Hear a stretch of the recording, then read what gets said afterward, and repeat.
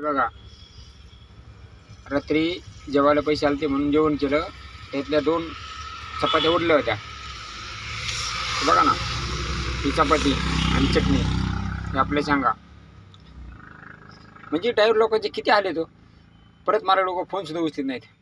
एकच वेळेस त्यांनी जेवायला पैसे टाकले, परत फोनसुद्धा उचला तयार नाही माणूस. सकाळ सकाळ भूक लागली म्हणून काही रात्रीची चपाती खिचत होती, मी खिचत आणली होती देऊन टाकून. मला जेवण जास्त येत नाही, पण लोकांनी किती परीक्षा बघू आपली. ह्या रस्त्यावर चालायचं म्हणजे तो मर्द आहे ना, त्यांनीच चालावा, मिशाला पिळा देऊन. आणि आमचे भाऊ असे बंधू आहेत आमचे, काही मिशाला पिळा देऊन चालणारे आहेत ह्या रस्त्याने. ड्रायव्हर आहेत आम्ही. पण समोरचा मालक आहे ना, अजिबात ओळखू शकत नाही की तुम्ही काय केलं म्हणून, कशामुळे करताय असं. हां, जीवन असं जगायचं ह्या दुनियामध्ये. असं चाललंय का महाराष्ट्रामध्ये? ड्रायव्हरने असं जीवन जगायचं की त्याला किती त्रास झाला तरी त्यांनी सहन करायचा, गिळायचा, मारायचं, पदरचे पैसे मागायचे, खायचं. असं वाटतं की तुम्हाला? नका रे हे करू. हे तुम्हाला बायका पोरांना तुमच्या पचत नसतं. अरे तुम्ही टायमाला पैसे टाका, विषय संपला. जेवण करीन ड्रायव्हर, गाडीला पैसे. चोरी मारी करण्याचा विषयच येत नाही तिथं.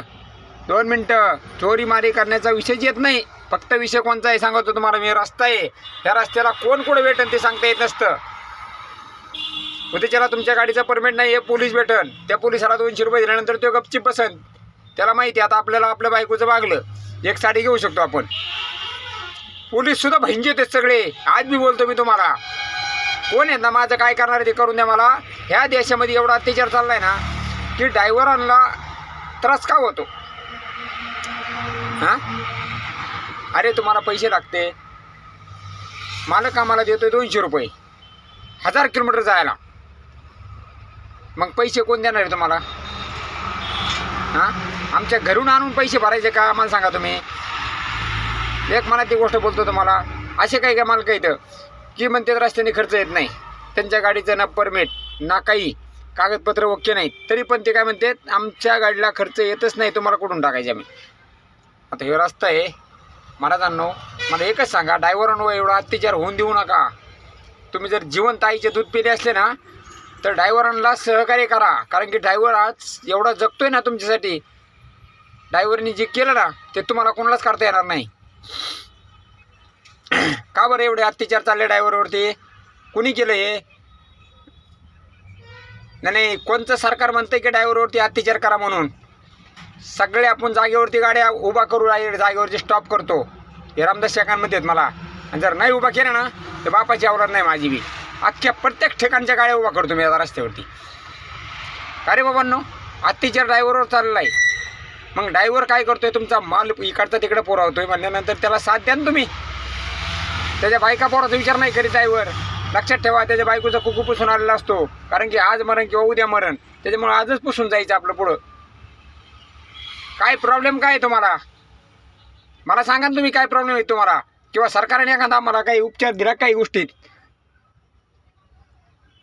सरकार बोलले का मला किंवा ड्रायव्हर तुम्ही एवढे चांगले केले करोनामध्ये, आज एवढे आमचे माझे बंधुराज माझे भाऊ मेले एवढे ड्रायव्हर लोक तुमचा माल पुरवण्यासाठी. त्यांच्या बायका पोराचं काय चाललं तुम्ही याचा विचार केला का? नाही केला आहे का नाही? का तर बाबा गेले उडत.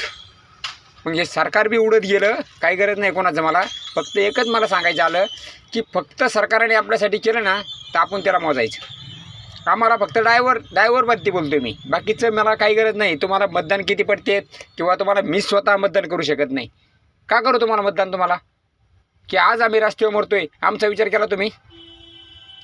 हां, तुम्ही कोर्ट कचेरीचे हे नियम काढले, तसे ड्रायव्हरला त्रास होतो ह्याचे नियम काढले तुम्ही कधी? नाही काढले ना. इथून पुढे नियम काढा. जर सरकार व्हायचं असलं का पहिले ड्रायव्हरला त्रास काय होतो? पहिला मेन गोष्ट म्हणजे तुमचं श्वास ड्रायव्हर आहे, हे लक्षात ठेवा. तुमच्या नड्यात आलेला का ना ड्रायव्हर आहे. आणि त्यालाच आज साथ प्रत्येक लोकांनी साथ सोडून दिली सगळी. त्याला कोण हाणतंय, कोण मारतंय, किती आज रस्त्याने टाकलेत. अरे अरे अरे अरे अरे अरे, तुम्ही भ्रष्टाचार करू नका, अत्याचार करू नका. फक्त मेन गोष्ट म्हणजे कोणती माहिती आहे का? मला काय कोणाचा भय कोणं आणि कोणाचे 50 लाख रुपये झाले ना तर मी छट कोणाला ऐकत नाही. हे माझं रामदासचं बोलणं आहे. फक्त मला एकच सांगायचं आलं, फक्त ड्रायव्हरला त्रास होऊन देऊ नका. मोठा तुमचा बाप आणा एखादा 50 लाख रुपये घेऊन माझ्यापाशी, तरी मला ते नको आहेत पैसे. पैशाची अपेक्षा मी कधीच ठेवली नाही आणि ठेवायची बी नाही. फक्त ड्रायव्हर अत्याचार झाला ना, तो जर सहन झाला ना, तर मग तिथून पुढे मी बघतो काय करायची ते. मग मात्र रामदास शेकान जिंदाबाद आहे. Only one driver bye. चला पुढं टाका.